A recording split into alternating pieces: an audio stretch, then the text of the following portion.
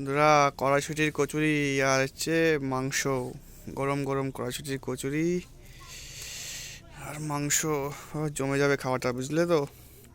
তো কে কে খাবে বলো, চলে এসো। তো প্লিজ চলে এসো, কে কে খাবে। সেই টেস্ট, সেই মজা, বুঝলে? দারুণ মজা। কচি করে এভাবে ভরিয়ে,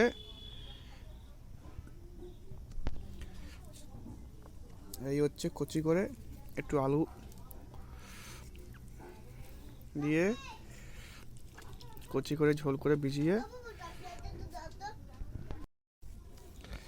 উফ, জাস্ট জমে যাচ্ছে, বুঝলে?